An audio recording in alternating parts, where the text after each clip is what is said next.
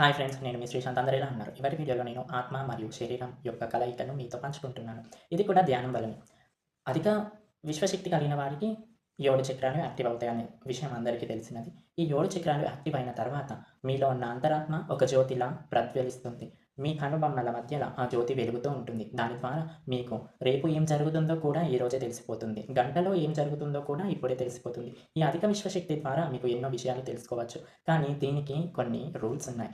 అధిక విశ్వశక్తి కలిగితే చక్రాలు యాక్టివ్ అవుతాయని అందరికీ తెలుసు. కానీ ఇది అతి ఎక్కువ వయస్సు గల వ్యక్తులు చేయరాదు. అతి తక్కువ వయస్సు గల వ్యక్తులు చేయరాదు. నడుమ మిడిల్ ఉన్న వయస్సు గల వ్యక్తులు తమ విశ్వశక్తిని అధికంగా పెంచుకొని తాము ఆత్మను ప్రజ్వలించుకోగలరు. కానీ మీకొక సందేహం రావచ్చు.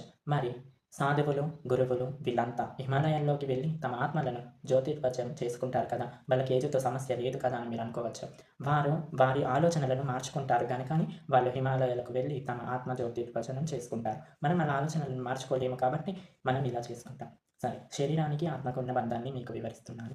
శరీరం అనగా చూసే ఒక పదార్థం లాగా. ఆత్మ ఒక నీటి, పాలు 2 కలయికల పాలను వేరు, నీటిని వేరు చేసేది ఆత్మ. ఆ ఆత్మను మనం చూడలేం.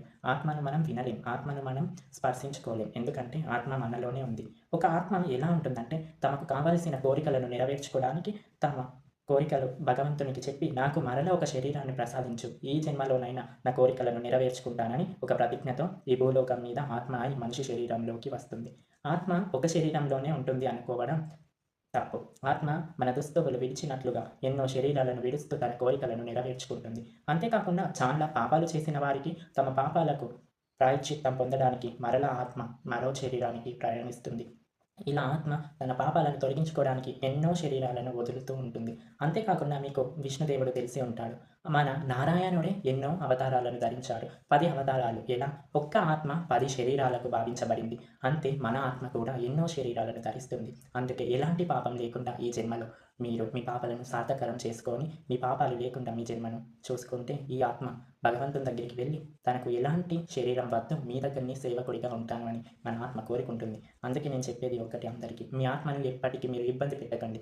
మీ ఆత్మని మీరు మీ ఆత్మని మీరు ఎలా తెలుసుకోవాలి అని మీకు సందేహంగా ఉంటే, మీ ఆత్మ మీలోనే ఉంది. మీరు మాట్లాడే ప్రతి మాట మీ ఆత్మ నుండి వస్తుంది అనుకోండి. ఏదైతే మన బ్రెయిన్‌లో యాక్టివ్‌గా ఉంటుందో అదే మన ఆత్మ. మన ఆత్మను మనం చూడలేం.